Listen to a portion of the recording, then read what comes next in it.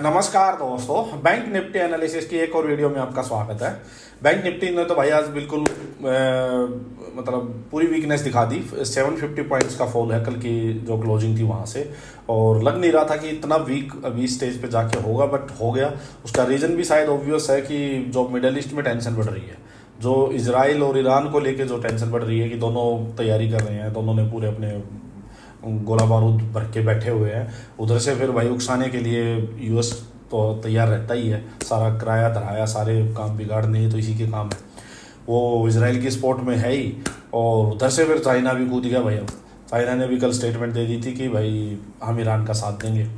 सो चीज़ ऐसी है कि छोटी मोटी जो चीज़ थी उनको बढ़ा बढ़ा के इतना बड़ा वो कर रखा है कि पूरा अगर उनका बीच में कुछ भी होता है तो 2 कंट्री इधर से आएंगी, 2 उधर से आएंगी, क्या पता मतलब क्या बात हो जाए। तो उस वजह से मार्केट थोड़ा प्रेशर में है।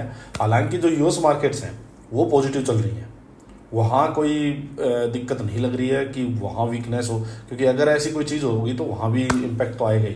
तो इंडियन मार्केट का स्पेशली मतलब वीक होना ये थोड़ा सा आज चिंता वाली बात थी, क्योंकि यूएस मार्केट स्ट्रॉन्ग और अपनी मार्केट वीक, जबकि उल्टा होता है। यूएस मार्केट कई बार वीक होती है, अपनी मार्केट स्ट्रॉन्ग चलती है। सो आज ये थोड़ा सा अलग चीज़ देखी गई है, बट चलो हो सकता है कि इन्वेस्टर थोड़ा सा अभी कोशिश से हो। सो देखो कर क्या सकते हैं, मैं बता देता हूँ। जो मिड टू लॉन्ग टर्म वाले इन्वेस्टर हैं, देखो उनको तो भाई कोई इन चीज़ों से फ़र्क पड़ता नहीं, ये चलती रहेंगी चीज़ें, ना ये रुकने वाली ना ये चीज़ थमने वाली। 2-4-5% मार्केट ऊपर नीचे चलती रहेगी, जो अपना पोर्टफोलियो बनाए बैठे हैं। अच्छा, कुछ लोग ऐसे हैं कि जो भाई चलो 80-90% तक इन्वेस्टेड है, हम थोड़ा बहुत और कुछ बाई करना था, वो भाई क्या कर सकते हो, अभी थोड़ा सा 1-2-4 दिन और वेट कर सकते हो। देखो क्या है ना कि 1-2 दिन में चीज़ें, 2-4 दिन में, इसी वीक में शायद चीज़ें क्लियर भी हो जाएंगी। अगर लड़ना होगा तो लड़ लेंगे। वैसे मैं बताऊँ क्या है, मेरा तो क्या मानना होता है, कभी भी बता के कुछ होता नहीं है। मान लीजिए आपने अपने दुश्मन को बता ही दिया कि भाई मैं तो तेरे पे अटैक करूंगा, तो वो यार तैयार रहेगा, वो भी उसके पास भी वही हथियार लिए बैठा हुआ है, वो तो वो तैयार हो गया। अगर आपको अपने दुश्मन को लॉस देना ही है, मतलब उसको नुकसान करना ही है, तो बिन बताए होगा। मेरे ख्याल में जितना सीक्रेटली कुछ कर पाओ वही अच्छा होता है। तो पूरी दुनिया को ही पता है कि ईरान अटैक करेगा, ईरान अटैक करेगा, तो भाई फिर ईरान को कौन अटैक करने देगा। और ईरान अटैक करेगा तो अगले क्या पता कितनी बड़ी तैयारी करके बैठे हो।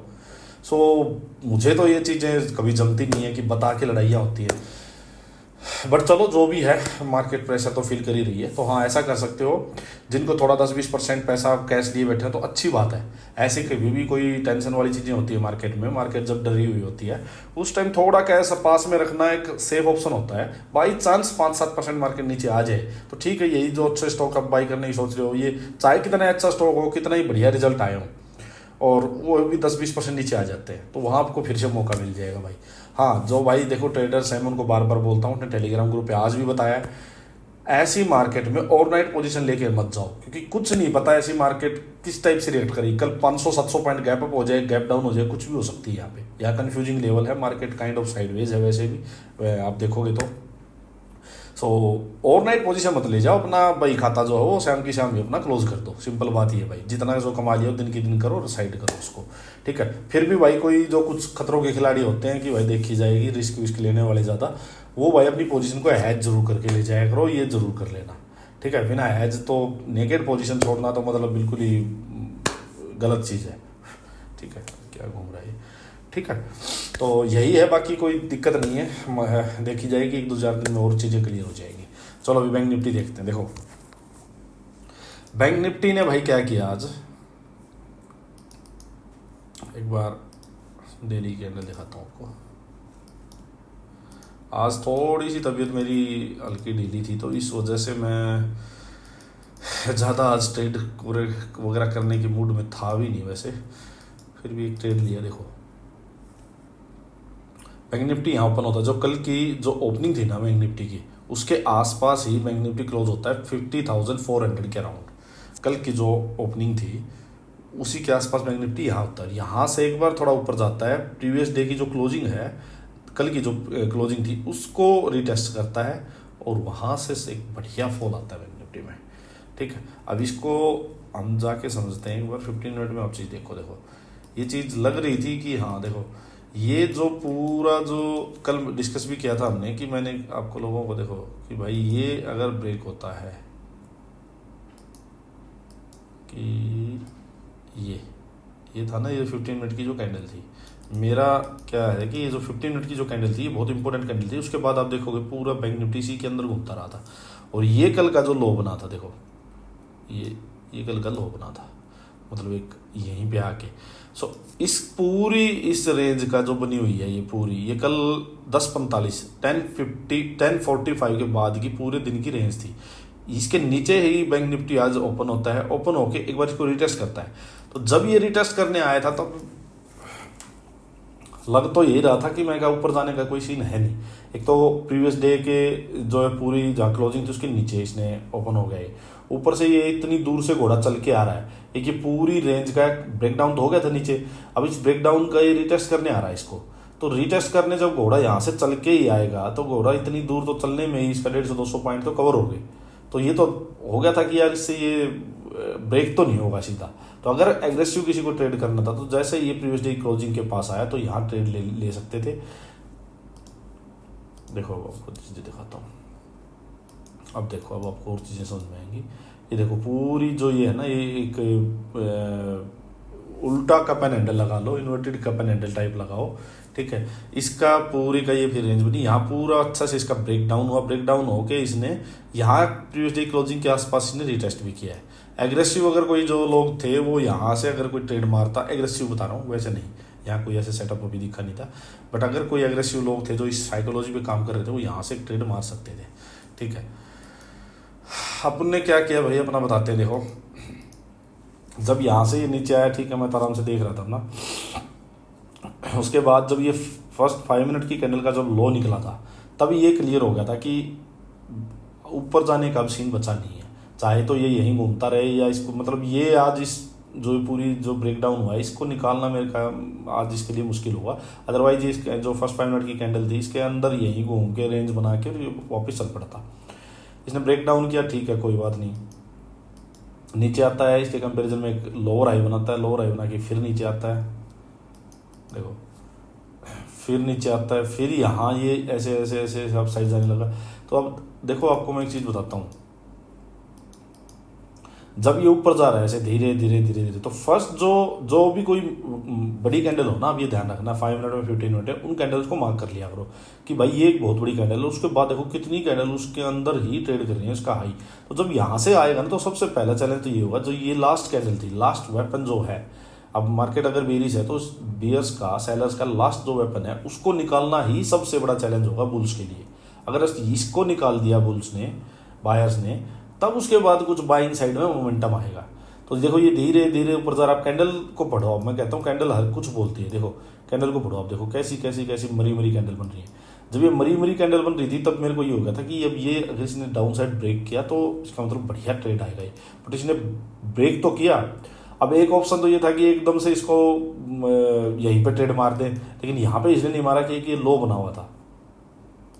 देखो ये जो लो था ना, ये लो बना हुआ था यहाँ पे, ठीक है।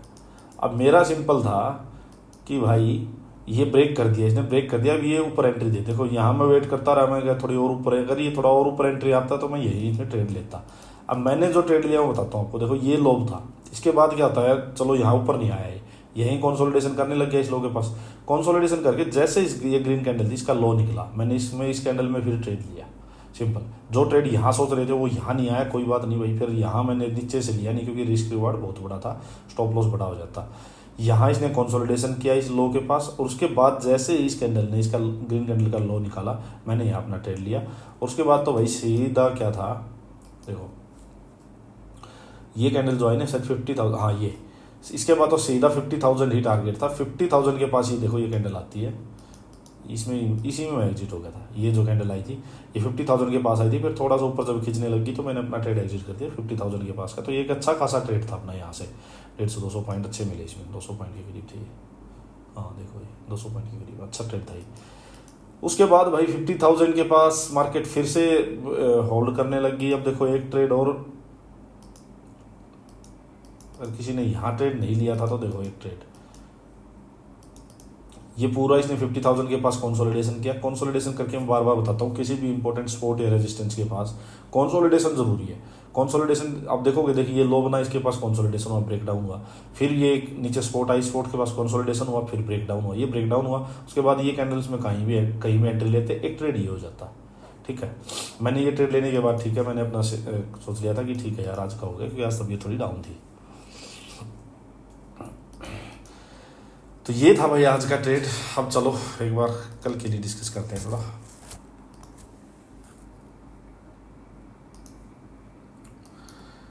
देखो सिंपल सी चीज़ें समझना कि भाई अभी ना नीचे ये लेवल जो है ये सपोर्ट, ये नीचे सपोर्ट है। ठीक है, ये मैं आपको बार बार बताता हूँ 49,700 के करीब ये सपोर्ट है, और ऊपर ये है। जब तक अभी मार्केट इसके अंदर है तो ठीक है, अपना पोजीशंस को थोड़ा हल्की रखो। अब यहाँ से एग्रेसिवली ना तो सेलिंग साइड जा सकते, क्योंकि टॉप से काफ़ी गिरावट भी हो चुकी है। अभी मार्केट क्या करे, मान लो यहीं ओपन हो जाए, यहाँ ओपन हो गई, इस लो के पास, सपोर्ट के पास थोड़ी देर यहाँ ट्रेड करे, ट्रेड करके जब इसका ब्रेकडाउन हो जाएगा 15 मिनट में, तब हम इसमें डाउन साइड का वापस ट्रेड लेंगे। लेकिन इससे पहले इसके पास कंसोलिडेशन होना जरूरी है। अगर इसको सीधा ऐसे ही ब्रेक कर दिया ना, क्योंकि देखो यहाँ से मार्केट गिरती हुई है, आप सोचो 50,800 से यहाँ से गिरती गिरती मार्केट यहाँ तक आ चुकी है, मतलब 1000 पॉइंट का ये डाउनफॉल तो आ चुका है। और इसी फ्लो में अगर सीधा इसके नीचे निकल गया तो हो सकता है यहाँ से एकदम बायर्स आ जाए, या लोग जो उन्होंने शॉर्ट किया वो अपना प्रॉफिट बुक कर लिए, मार्केट वापस आ जाए। तो यहाँ कंसोलिडेशन जरूरी है, उसके बाद ब्रेकडाउन हो तो अच्छा ट्रेड मिलेगा। एक तो हो गया सेलिंग साइड जाने का ये। यहाँ पे अगर कंसोलिडेशन होता है, कंसोलिडेशन तो अपर साइड में ब्रेक हो जाता है, तो हम बाइंग साइड का ट्रेड लेंगे। बट उस यहाँ पे कंसोलिडेशन ब्रेकआउट जो ऊपर हो उसको 15 मिनट में ही होने देना, अच्छी कंफर्मेशन मिलेगी। उसके बाद अप साइड का ट्रेड लेंगे, बट अप साइड के ट्रेड को हम लेके नहीं बैठेंगे, उसको जहाँ भी मार्केट रेजिस्टेंस फेस करेगी वहीं पे हम निकाल देंगे। मतलब 200-250 पॉइंट ही चल पाएगा, उसके बाद रेजिस्टेंस फेस करे निकाल देगा, सिंपल बात। क्योंकि मार्केट का भी जो ट्रेंड है ना वो बेरिश ही हो रखा है। ये हो गया यहाँ की बात। अगर मार्केट मान लीजिए यहाँ से एक बार गैप अप हो जाती है, कल मान लीजिए गैप अप ओपन हो जाए, गैप अप हो जाएगी तो बायर से एकदम से यहाँ सस्टेन नहीं होगी। फिर यहाँ से जिस भी रेजिस्टेंस के पास से अपने को कोई भी बीरिश सेटअप मिला तो वापस बीरिश ट्रेड लेंगे, बट उसको लेके भी नहीं बैठेंगे, उसको नीचे जैसे स्पॉट पे मार्केट रुकने लगे उसको एग्जिट कर देंगे, सिंपल बात समझना। ठीक है, ये होगा बेरिश। अच्छा, टॉप पे एकदम गैप अप हो जाएगी, एकदम बाइंग साइड बिल्कुल नहीं जाएंगे। बाइंग साइड का एक ही कंडीशन होगी कि मान लो कि रेजिस्टेंस के पास गैप अप होती है, उसी रेजिस्टेंस को मार्केट मान ली 50,000 है, 50,000 के ऊपर मार्केट गैप अप हो जाए और 50,000 को होल्ड करना लग जाए, वहाँ रेंज बनाना स्टार्ट कर दे। रेंज का जब ब्रेकआउट होगा अप साइड में, तब हम बाइंग साइड का ट्रेड ले सकते हैं छोटा, बट उसको भी रेजिस्टेंस जहाँ ऊपर आएगा उसको एग्जिट कर देंगे। सिंपल, बिल्कुल क्लियर रखना। अच्छा, यहाँ से अगर एकदम से बड़ा गैप डाउन ही हो जाए कल, तो एकदम से बिल्कुल नहीं भागेंगे भाई। अगर गैप डाउन बड़ा हो जाए तो जैसे आज ही अपने क्लोजिंग को रिटेस्ट करने गया, मैं बार बार बोलता हूँ, गैप डाउन बहुत बड़ा हो गया तो उसको चेंज नहीं करेंगे, या तो जहाँ गैप डाउन हुआ वहीं पे फिर वो रेंज बनाना स्टार्ट कर दे, उस रेंज का जब फिर से ब्रेक डाउन करेगा तब हम ट्रेड लेंगे। या फिर क्या होता है, जब गैप डाउन बड़ा होता है तो लोग अपने प्रॉफिट बुक करना शुरू कर देते हैं। जो लोग आज अपनी पोजीशंस को लेके गए होंगे सेलिंग साइड में, वो अपना प्रॉफिट बुक कर लेंगे, तो फिर मार्केट एक बार वापस आती है, अपने जो भी नियर बाई जो उसका रेजिस्टेंस मिलता है उसको रिटेस्ट करती है। फिर रेजिस्टेंस के पास से फिर से सेलिंग की पोजीशन बनेगी, तो तब यहाँ अपने को कोई सेटअप मिलेगा तो हम वापस सेलिंग में जाएंगे। सिंपल बात ये रखना है बस। चलो आज के लिए इतना ही।